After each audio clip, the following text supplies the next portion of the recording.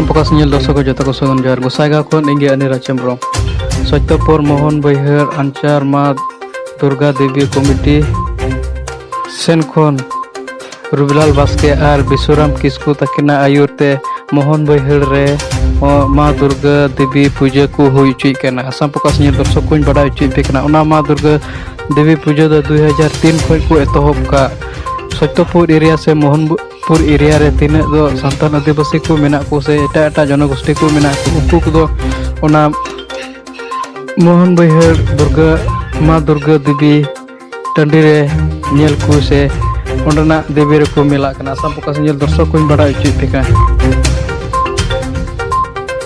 Ama uprum tam do inya uprum do huyuk kana nyutum tin do Bijay Hembrом ar noa Mohan Baihar ato re tin Devi Durga Puja ren purohit kanañ.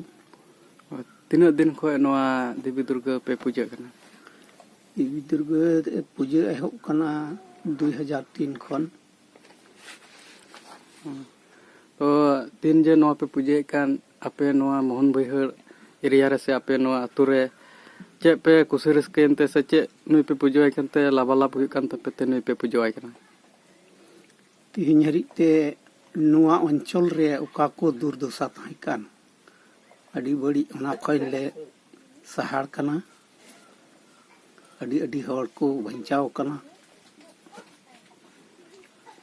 Ona kusite nui do pe puja kana? Puja kana. To tin nem puja keda tin santal adibasi ko Asam re baku istiya noa lagi em pujal da se ba?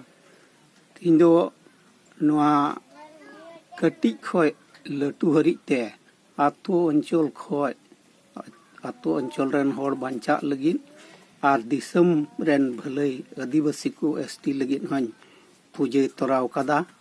Joto ko jemon unak din khoj समस्या बांग समाधानों कना ओना बाबते ST बाबते समस्या बांग समाधानों कना ओना को हाñ पूजा सेलेद कदा जाते आसाम रे संताल आदिवासी को उसरा ST बोन ᱧᱟᱢ.